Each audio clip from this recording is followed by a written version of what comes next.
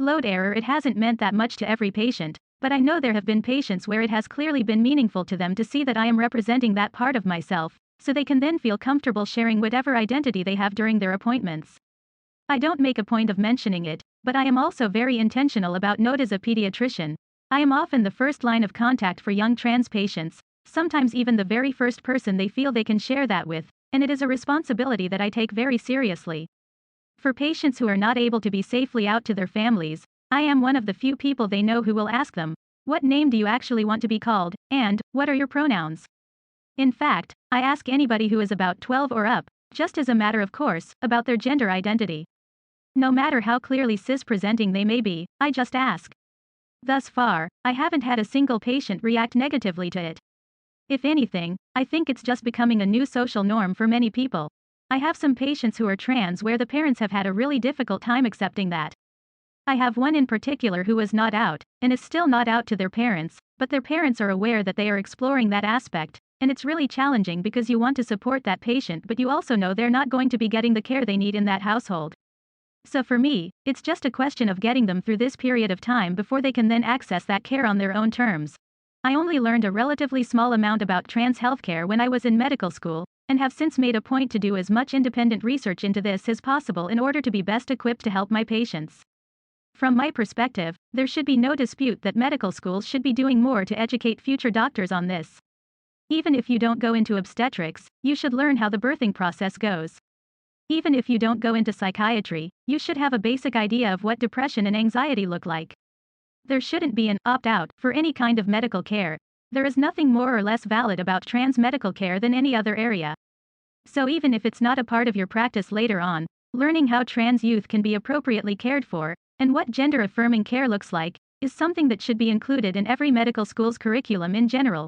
Large cities reopen as vaccine doses outpace demand. Minnesota's first critically ill COVID patient completes Ironman. Soccer fans chant player Christian Eriksen's name after he collapses during game. Common colds are back as people start to gather. Immigration judges speak out on rise in U.S. border crossings. Unruly passenger on Delta flight in custody. 14 people wounded in Austin, Texas mass shooting. President Biden meets with allies on G7 summit. Day 2 Queen insists on using ceremonial sword to cut cake ahead of meeting G7 leaders. Happy to report no one has died.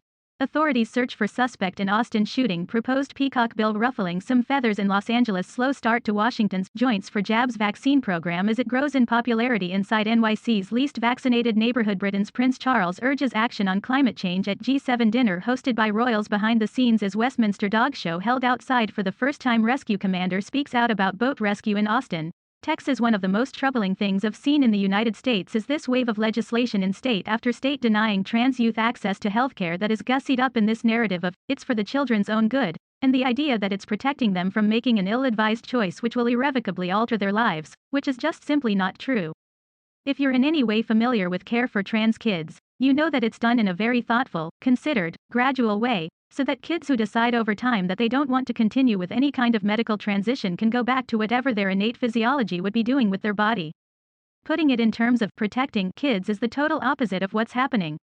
What these politicians are doing is, once again, taking a vulnerable social population and making it a wedge issue to distract from their otherwise questionable at best record in whatever state it is they happen to be running.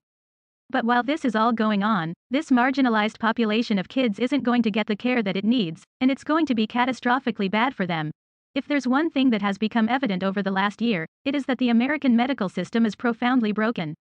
We have seen, on a national scale, how very much where and who you happen to be, whether that's your sexuality, gender identity, ethnicity, or socioeconomic background, matter in terms of the quality of care you get.